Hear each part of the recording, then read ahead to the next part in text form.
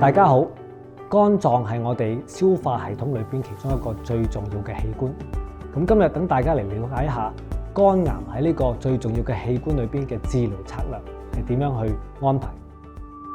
至於如果患者不幸患上呢個晚期嘅肝癌呢，咁有咩治療嘅方案呢？咁所謂晚期嘅肝癌呢，其實就代表個腫瘤個數量可能係多發性啦，或者個腫瘤已經係入侵到主幹嘅血管，甚至乎咧已經係擴散到其他嘅地方。呢啲咧都係屬於一啲晚期嘅肝癌嘅。另外就係個肝功能衰退啦，即係話如果個腫瘤係一個肝硬化極之嚴重嘅情況咧，都係歸類於一啲晚期嘅肝癌。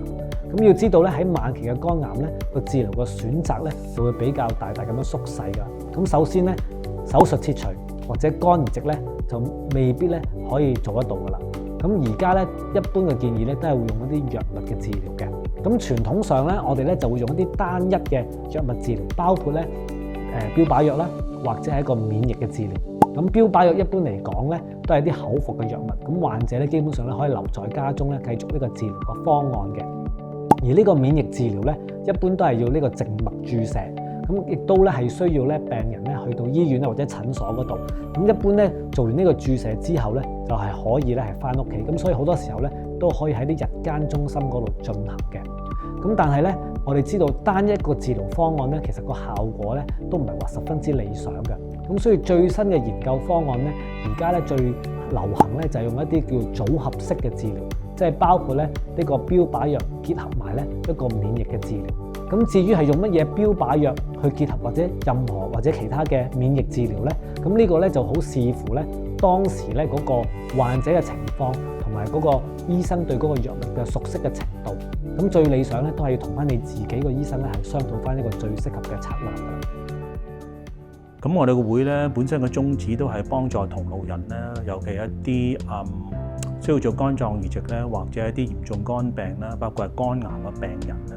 我哋希望可以用個自身經歷去幫助佢哋啦。第一，我哋喺病房裏邊探訪病人之餘咧，其實我哋喺病房咧都有我哋嘅熱線嘅，我哋都有一啲海報啦，可以俾到啲病人咧掃個 QR code咧，可以揾到我哋啦。咁另外咧，其實佢哋都可以根據翻我哋有一條叫做關顧熱線嘅，咁去打電話俾我哋，咁我哋有專人去接聽啦，咁同埋問清楚佢哋嗰個情況，佢哋嘅需要啦，佢哋屬於邊一類嘅肝病病人啦，佢哋現有嘅狀況係點樣啦，佢哋需要啲乜嘢嘅支援啦。當然我哋會涉及到就係會同佢講，就一定係唔會去攞佢個私隱嘅資料嘅，亦都會同佢哋去保密嘅。喺當中咧，我哋都好希望呢啲嘅患者喺揾我哋之餘咧，咁佢哋都要知道就話其實有一班嘅同路人咧，隨時係支援佢哋嘅，無論係打電話啦、掃 QR code，甚至有啲時候咧，有啲病人咧喺我哋義工去探訪嘅時候咧，就直接問我哋嘅，因為當時探訪咧，可能每一個病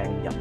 我哋能夠同佢相處嘅時間有限嘅，可能就話我哋都會建議佢啦，你不如打電話去我哋個會啦，留翻一個你話我幾時遇到你嘅義工，咁我哋想多知道你哋究竟可以提供多啲肝病嘅信息俾我啦，又或者一啲我想知道嘅事情啦。咁啊，好希望咧，佢哋喺裏邊咧係俾到我哋，咁我哋預約一個時間咧，就有義工咧同佢哋去傾下偈啦，分享下啦。希望能夠藉着我哋一啲認知咧，一啲自身嘅經歷啦，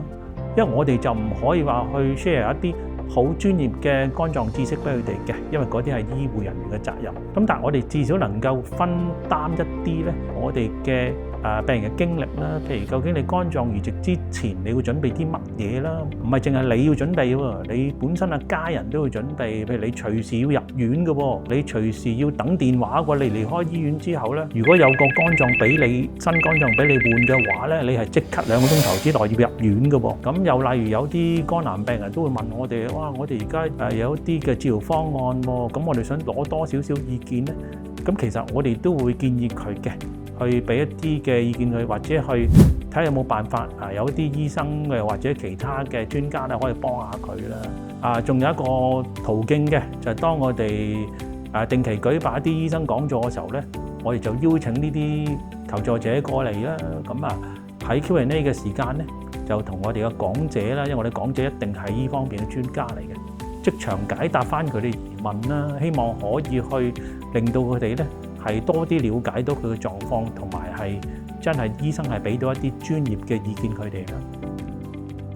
今日有關肝癌呢段片呢，就嚟到呢度。咁我哋希望我哋嘅分享呢，可以幫到大家有多啲嘅認知同埋多啲嘅睇法。如果大家唔明白嘅話呢，除咗可以聯絡你哋嘅主診醫生之外呢，同時你哋都可以揾我哋香港肝臟移植協康會求助嘅，希望我哋可以幫到你哋。